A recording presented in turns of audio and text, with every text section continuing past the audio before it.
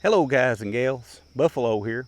I had a video planned for today on this Ruger SP101 in 327 Federal Magnum. As you guys are well aware, sometimes plans don't pan out. I wanted to cover this SP101 in particular because the 327 Federal Magnum boosts the SP101 up to 6 round capacity, whereas with my 38 or with a 357 you only get 5 rounds.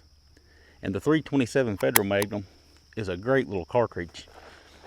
It's a powerhouse. A lot of people underestimate it because it's a 32 caliber bullet, and the cartridge looks small, but it really does pack a punch. And I wanted to demonstrate some of that stuff today, but having some problems with the gun. And before you guys that aren't familiar with my channel jump in and say I'm just hating on Ruger, I'm a huge Ruger fan. I carry an SP101 quite often. I'm a big fan of Ruger products. I'm a fan of their customer service. They've always treated me well. But I do believe in full disclosure on stuff like this. If I get a gun that's not acting right or doing something weird, I'm going to make sure to show it to you guys. And this one, the minute I got it down here at the range, and this belongs to a friend, by the way. He bought it new, hadn't shot it very much at all. Loaned it to me to do a video with. And I got it down here at the range and immediately noticed that it was shooting low, and pretty substantially low. The sights were not calibrated properly. And I know with a lot of times, or a lot of loads, you can try a heavier bullet that's moving a little slower, give it a little more dwell time in the barrel during recoil, and you can raise your point of impact. So I tried that. I shot different ammo through it. I shot 4 different types of ammunition through it. 327 Federal Magnum ammunition. All of them shot low, and most of them shot a little to the right. I'll roll some footage in right here, and this is some of the first shots I took with it. And I'm aiming for that bolt that's holding the target to the backstop. You can see that big bolt in there when I walk up to the target. You can see that bolt head. That was my point of aim. And as you can see, I'm shooting low right.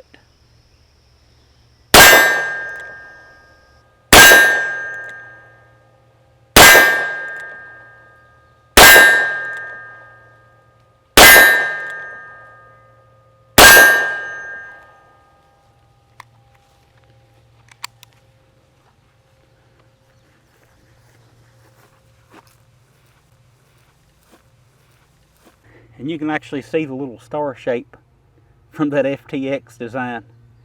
You can see it, the impression it left in the paint in that target.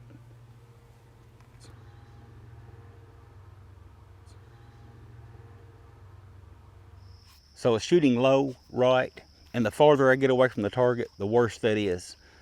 At 15 yards, I'd be even lower and more to the right. 20 yards, even lower, more to the right, and so on.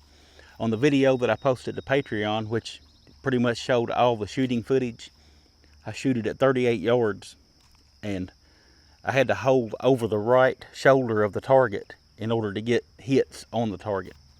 I know people don't buy these guns to shoot 30, 40, 50 yards, but the sights should be calibrated from the factory.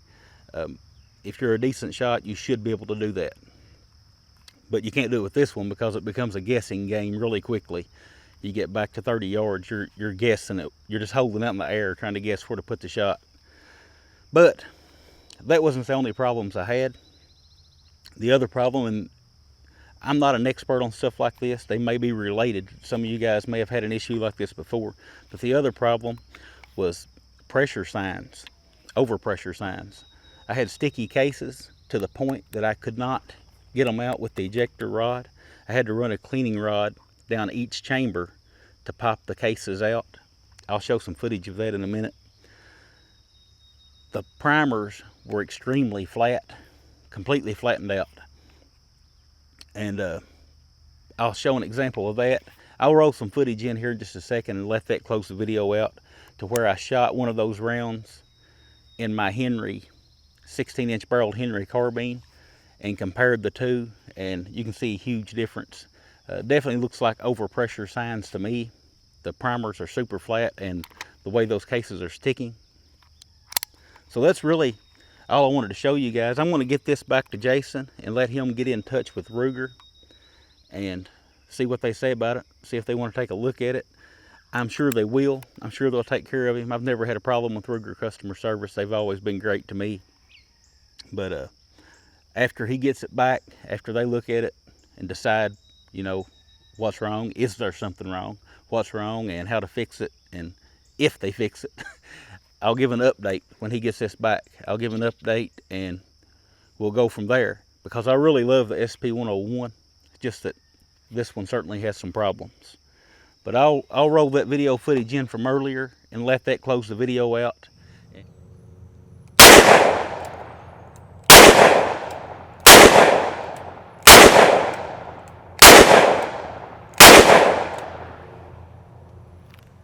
So, shoots fine, but with any of the 327 Federal Magnum ammunition that I tried, and I mean any of it, even the 85 grain, if it was labeled 327 Federal Magnum, I have to beat it out of the cylinder. And I'm afraid, this gun's not mine, I'm afraid I'm going to warp or bend that ejector rod. I've had to, that's not focused, is it? No, it is. I've had to beat those out of there. I mean, they are stuck. It takes a great force. I actually had to take and knock them out one by one with a cleaning rod. I won't be able to get these out with that ejector without taking a chance on bending it. That is, they are in there tight. So, and look, I mean, can you see those? I don't know, maybe you can see. Look at those primers. They are flat as a pancake. Okay, so I pushed one out with a cleaning rod. Look how flat that primer is. So what I'm going to do, I know it's not the ammo, but what I'm going to do is I'm going to take one out of the exact same box. The reason I know it's not the ammo is it's doing it across 3 or 4 different brands and bullet weights. But I'm going to take one out of the exact same box of Gold Dot. I'm going to shoot it through my Henry carbine, and then we'll compare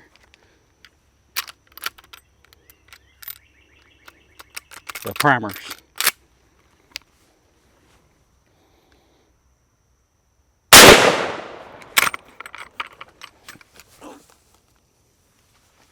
Getting old.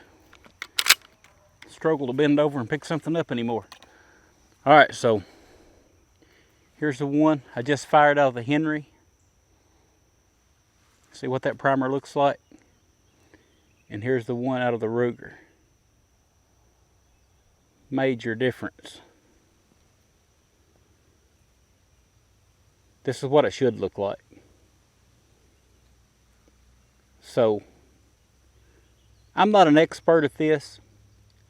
Some of you guys that are, fire away in the comments section. Let me know what's going on here. But I am going to stop shooting this gun for today. I'm going to get it back to its owner. My gut instinct has kept me alive all this time and kept all my fingers attached, and my gut's telling me not to be shooting any more 327 Federal Magnum through that revolver. Obviously it's got issues. Sights aren't calibrated. Cases are sticking terribly and showing signs of pressure to me anyway. Like I said, I'm not an expert, but anytime you question anything about a firearm, it's always a good idea to stop and have it looked at. So I'm going to get it back to the owner and let him have it looked at. But that's all I got today. I wish the video would have went better. I was planning on having a lot of fun. I had some explosive, not explosive like tannerite targets, but I had some explosive targets that I wanted to shoot, and just planning on having some fun, but I'm not going to keep going with that. So that being said, I'll talk with you guys again soon.